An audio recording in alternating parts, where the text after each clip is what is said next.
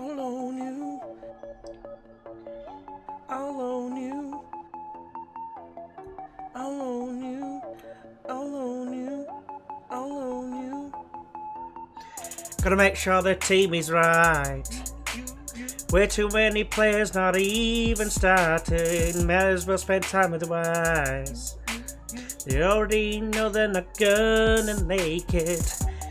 I call up the clubs, say I've got some shirts. You'll see them in about a season's time.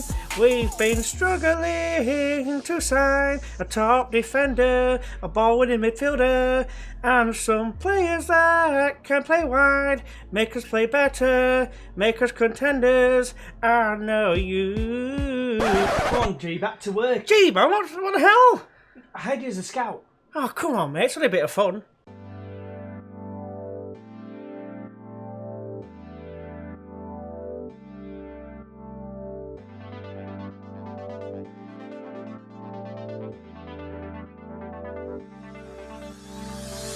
Hey everyone, and welcome back to Turmoil at Tranmere with me, GWFM, and like I said, it's the transfer special today. Really excited to show you what's been going on.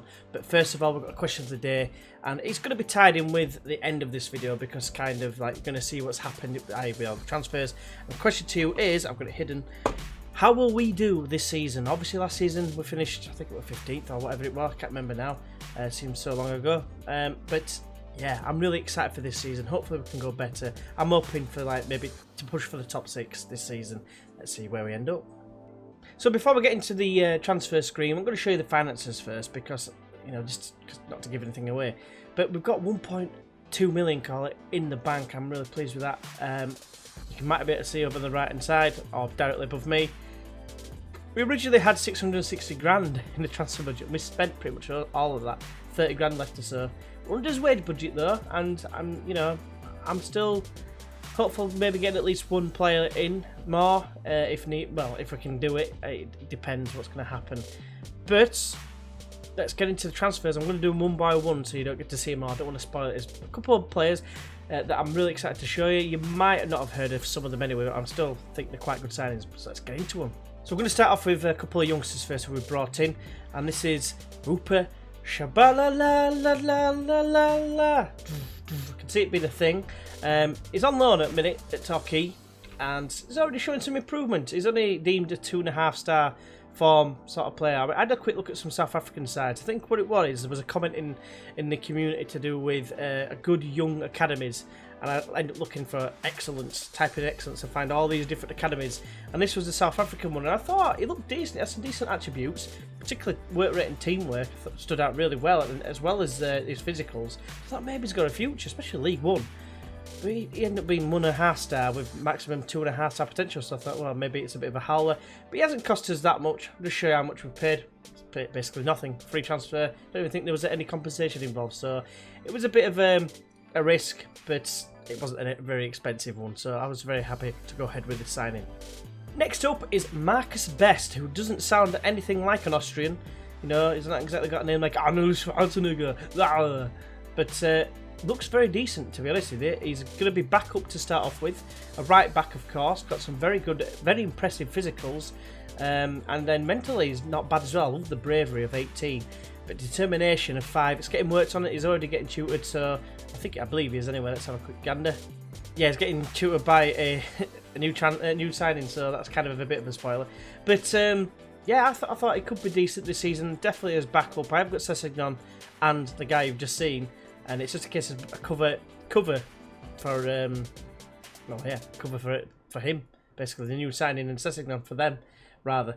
So yeah, very excited to get him in. He's cost us a measly 2.4k from SK Austria Klagenfurt, which kind of sounds like a super far to some sort, but never mind.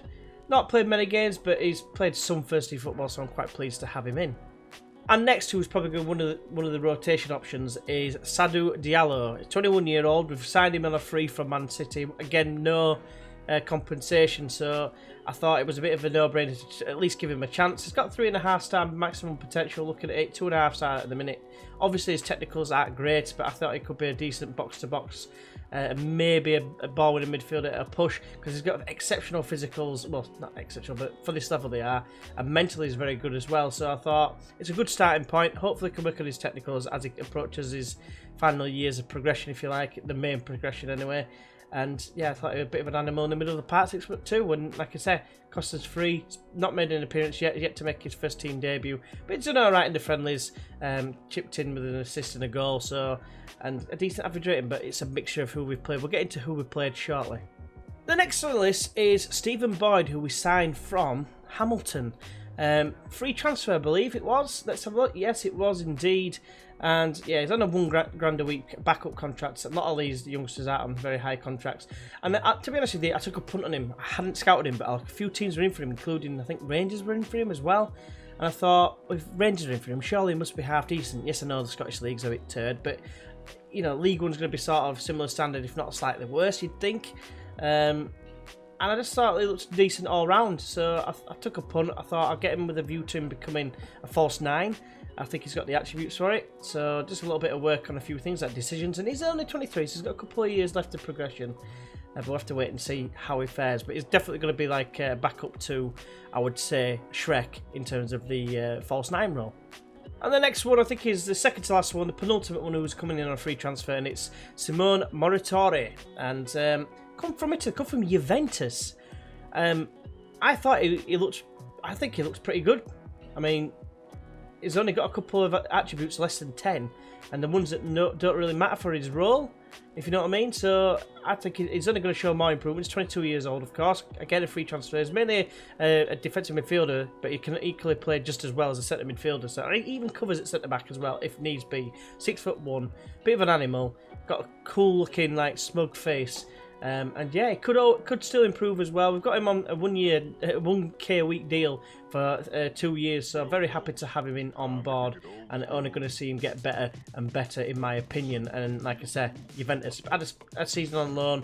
There's nothing showing on here, and it mustn't be a playable league that it's been in from my point of view. And I think because obviously the game's getting slower and slower and slower. I'm glad I didn't put in more teams because I haven't changed anything at this moment in time. So yeah, very excited to see how he fares in the middle of the park. And then the final free transfer, so you can tell we spent quite a lot of money. We brought quite a few players in, it seems. And this is the one I'm most excited about. I'm a little bit gutted about his tackling, which I'm working on. But he's a 25-year-old Hungarian ginger assassin. He's like a poor man's Kevin De Bruyne. But for this level, I think he could be unreal.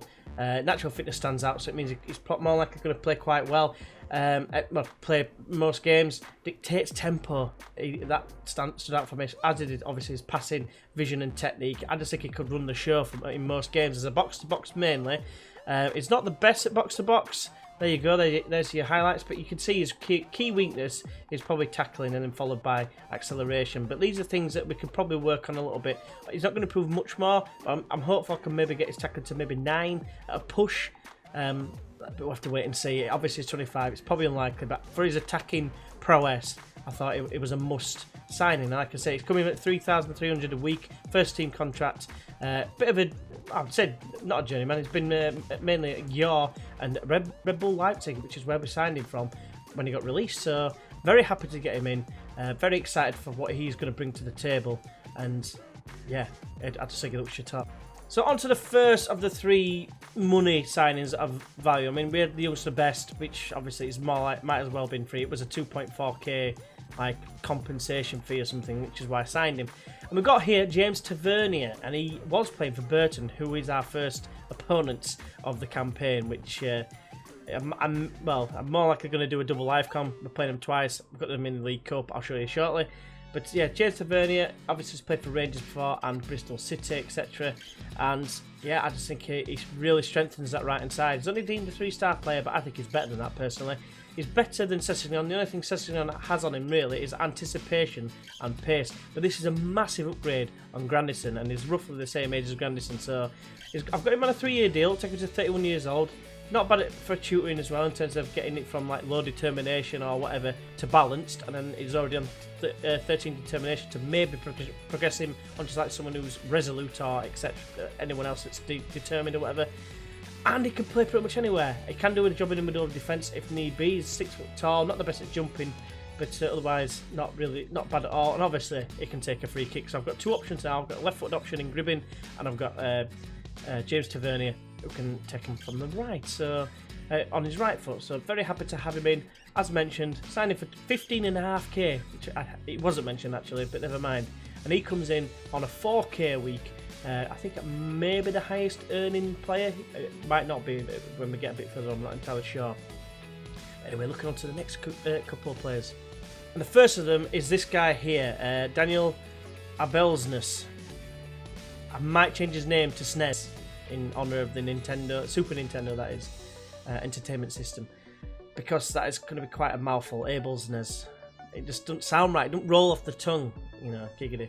But 3.5-star current ability at 19 years old, rising to maybe 4.5-star ability. Again, it's cost us, I say again, 175k from Tromsø. I thought it was a steal. We needed a centre back. We lost, I've forgotten his name, you'll see him shortly. The guy who ended up going to America, or back to America. I can't remember why his mind has gone blank, I have no idea. But anyway, you can see his physicals are pretty standout, as is his heading, tackling, and marking to some extent is decent. Position lets him down a little bit, and his determination. With him being on a first team contract, it means I can't get him to improve that unless he does it on his own. But I think all round in terms of the defensive game, I think it's very, very good for a 19-year-old, and he's only going to improve. Only 6 foot tall, a little bit on the short side, but I like the fact that his jumping reach is 14. So I'm very excited to have him in on a 1.5 grand per week contract for 3 years. So yeah, we'll have to wait and see how he develops, but I'm really excited. And then lastly, this is the big money signing for 275 grand, and you might be thinking, gee, why? I don't know, I just like the look of him. 3-star current ability, 4.5-star potential maximum ability, and he's a left back. And you know, we've let Buxton go. He's going to be a big loss. He really is. He's on a rotation contract. This guy's on 2.5 grand. Call it 3 years, but I liked his decisions, and his physicals are decent, averaging around a 12. He's not the tallest. He's only 5'3", so he's actually shorter than me, which is a bit of a worry. But I still think his all-round game for what I want from him is decent. I actually think he's going to be good. I think he's going to improve a lot. And he's going to be rotating with Lewis, who can play as a left winger if needs be. But I just really like the decision making, and the bravery was good as well. So I thought, why not? Let's try him. He's decent teamwork and work rate, and he's done quite well, to be fair, in the friendlies. Not amazing, you know, 6.86 overall, and you know, everything else is not that great. And he's a Polish under 21 cap person. That makes no sense, but you get what I mean. So again, very excited to get him in. I'm hoping that he's not going to turn out to be a fairly expensive flop, because he is, like I said, we've spent 275 grand on him. It is included, I think, in the signing on fees, because agents are a pain in the dick. But yeah, I think that's everyone that we've brought in. So first of all, at this point, let us know what you think of all those signings. Have I signed a load of dog turd, or do you think there's any players that stand out that you think that might change what you maybe were thinking at the beginning of the season? Based on what we had last season, you might have been thinking, when I said, oh, how are we going to fare? I was thinking, oh, you're going to struggle again. What do you think after those signings? We've let go. We have lost, unfortunately, Jordan Cousins. They came in for with £1 million, and they came in originally, I think it was 300 grand. And I said, you know what? He's got 1 year left. He had a promise saying that we're going to make it into promotion to the Championship this season.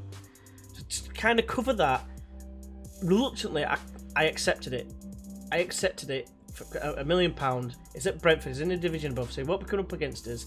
But that's where the money comes from for the finances that you saw at the beginning. So it seemed a bit of a no-brainer.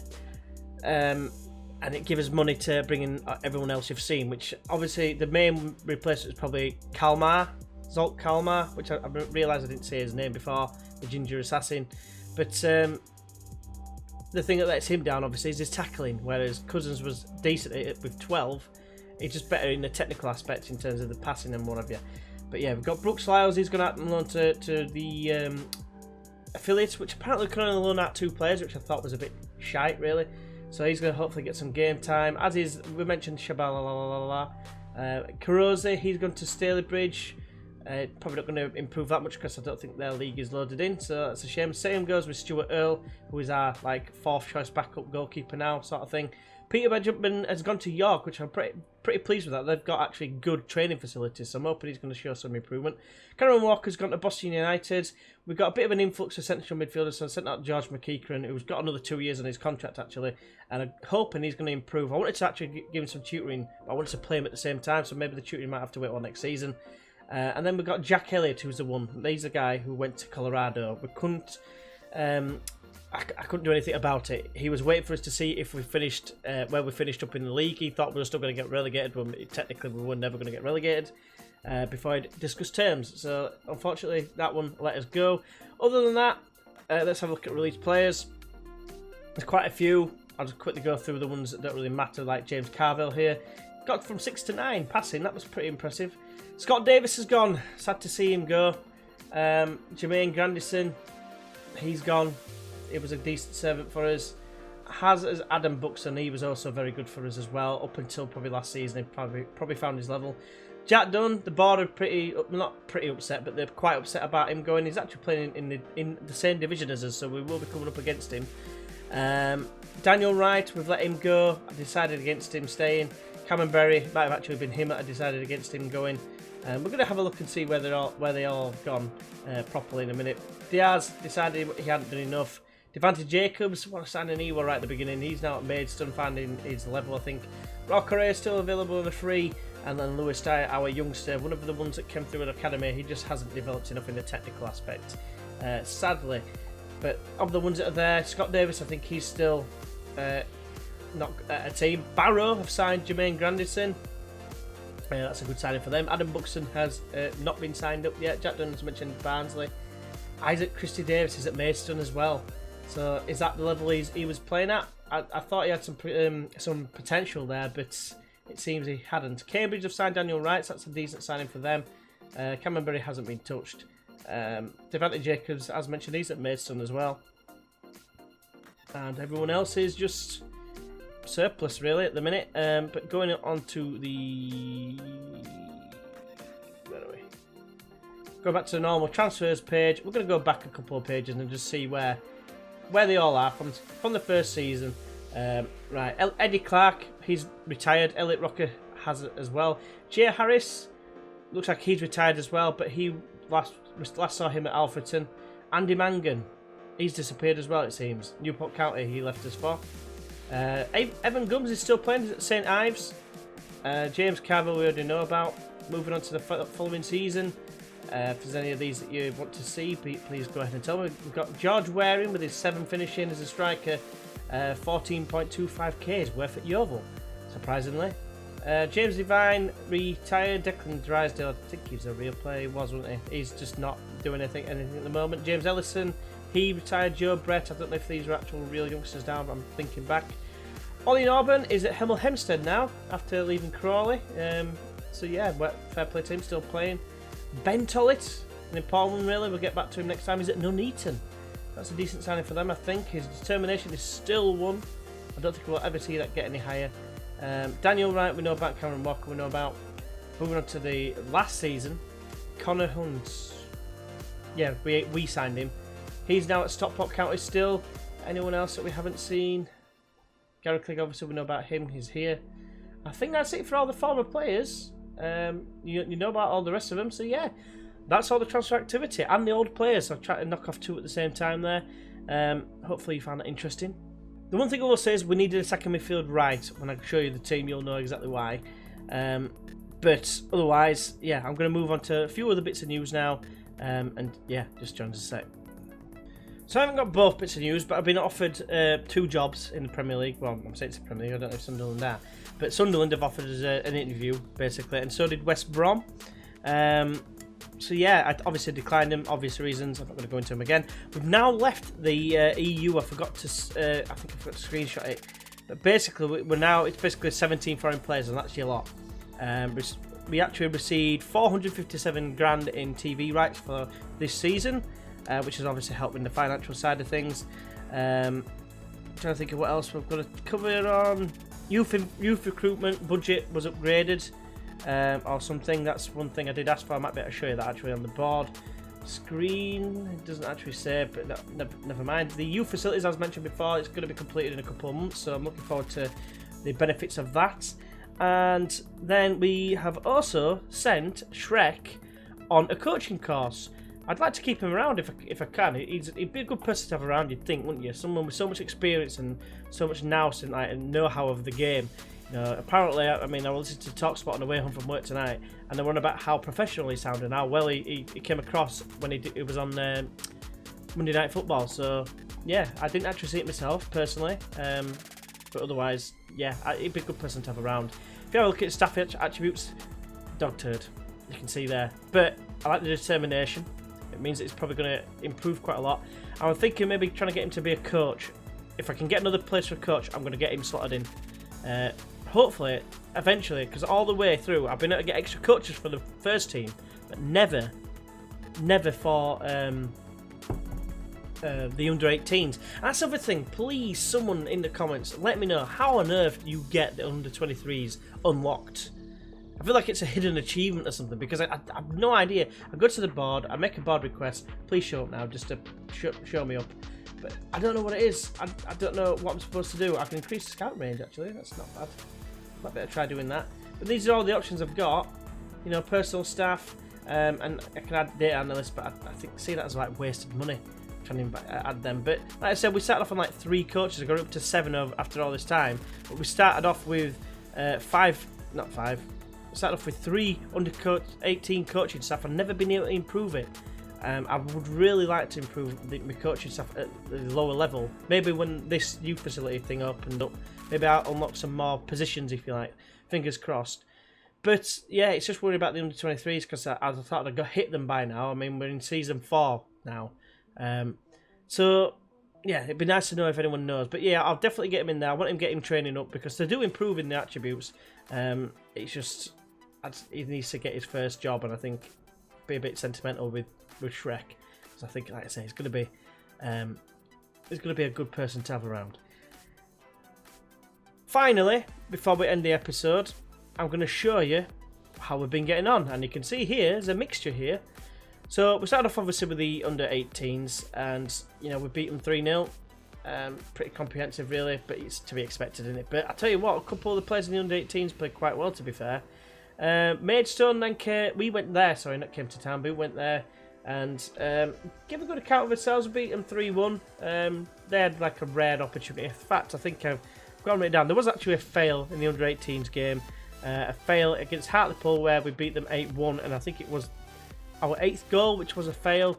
But yeah, the reason why I chose Hartlepool, I think I just thought, it wasn't similar ones. I thought, Hartlepool. Remember when they used to destroy us and we used to struggle against them? Let's see how we do against them. And now look at that, 8-1. And we had 4 different goal scorers, a couple of braces, a hat-trick in there from Shrek, and one from the new boy, I think on his debut as well, to be honest. Well, not technically a debut, but you know what I mean. Then I arranged the North West Cup, which we did well, and I think we won it last year, when we had Preston, Everton, and Chester. Chester returned for another one. We managed to get Liverpool in this time. And then Burnley as well. We lost the first one 2-0, a bit disappointing. We had an own goal from Regan Mitchell, which that was a fail. Of epic proportions. I can't remember exactly what it was, but it was a very poor. But then we had an impressive game against Liverpool, topsy-turvy. I mean, we went 1-0 up, then it was 1-1, then we went 2-1 down, then got to 2-2, then they went 3-2 up, then we got an equaliser to make it 3-3 back from thanks to Shrek. Then we went into ecstasy and getting a late winner. So I thought, and then they got a goal straight from kick-off to take it to penalties, which then we scored 1 out of 5. And I think Cairns made 2 saves, and we still lost. So, and he saved every single one, did keeper. We didn't put him over or anything, he just saved all of them. So that was a bit disappointing. But then for like the 3rd place playoff, if you like, we beat Chester 3-0. We absolutely destroyed them. And to be fair, we actually outplayed Liverpool in terms of chances. Then I set up a game against Leeds because I thought, why not? They were one of the options actually. I could actually choose them, and we beat them 2-1. It was very. I think we dominated them slightly. I think we had like 17 shots to their 12. Beat them. They've got a completely different setup now. They've got that Paulo Sousa, is it? Or Paulo Bento, whatever he's called, as manager. I think they might be good this season, but based on that, probably, well, not this, but that, probably not. Then Ellesmere Port, or Ellesmere, I do know it's somewhere near Chester somewhere. I thought it's nearby to Tranmere, so I thought, why not? 7-0, we destroyed them. Very pleasing with that, but obviously it was expected. And probably most disappointing, we had a set up a home game. It should have been away really, but we had a game against Blackpool. It took to the 90th minute to beat them. They were just very resilient. They didn't really cause us any problems. We just couldn't score. And then the final one, I just thought I'd set up one against Man United. Why not? And they destroyed us. But it was like we lost both halves 2-0, and I changed it up at half time or 60 minutes or whatever, and brought on all the second string. So I expect them to destroy us afterwards. But we put up a decent fight. We had about 8 chances to their 22 or something. But it's one of them, innit?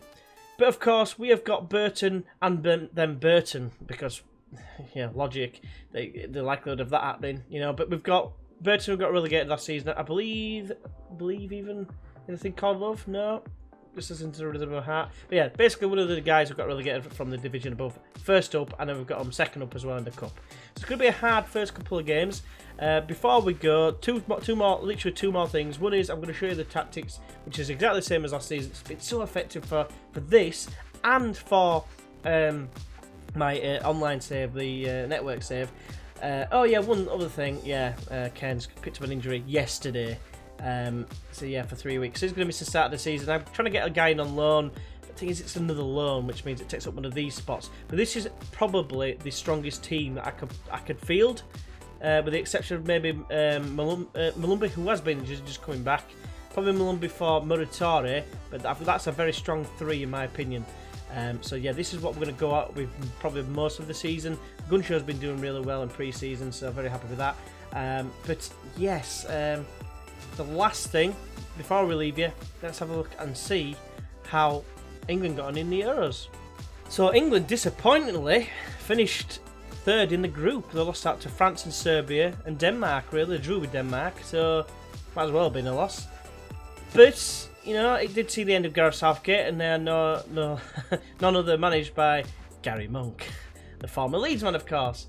The winner, of course, as you can probably see there, Spain beat Belgium in the final on penalties. So Spain have won it again for the 3rd time. Very disappointing. So hopefully a very enjoyable episode. Sorry if I've waffled on a little bit because obviously there's been a lot going on with all the transfers and what have you. I wanted to showcase everything. I wanted last episode, but I thought it dragged on a bit long on that one to show the old players. But I thought because how long it was going, I thought I'd best chop it down a little bit and add it into the next one instead. So hopefully that's not been too amiss. Really looking forward to this season, really. And once again, how do you think we'll do now? Based on everything you've seen, how well do you think we do? I'm going to put it down that we're going to lose the first couple of games because we don't have a goalkeeper. We've got one coming in. In fact, I'll tell you about him, really, because I've already knocked off the screen and that. Basically, it's called Jake Turner. You might be able to see him. He's on loan, going to be coming on loan from Bolton. And, he is, I think, originally at AFC Wimbledon. He's 21 years old. Looks good. Probably about roughly the same as Ken, so you'll probably see him on the next episode, if at some point anyway. So hopefully you can join us for that. But like I said, if you have enjoyed it, please go ahead and press that like button. If you're new to the channel, please go ahead and subscribe. Just help the channel grow if you can by leaving a comment below. It could be something like saying, "Gee, you're doing shit," or "You've bought shit signings." It could be they're amazing signings, but every comment, every like helps the channel grow. So if you'd like to see us grow, then by all means, please go ahead and press that like button and leave a comment. It'd be greatly appreciated. And just like at this point, I just want to say thank you very much for all your support, all your comments to those who already do. It's massively appreciated. It helps me, keep the interaction going. I do enjoy replying. I don't always find time to get to the replies straight away, but I always try to reply to every single message. So hopefully that's cool with you guys. So until next time, we've got a double live comment against Burton. See you then. Bye bye.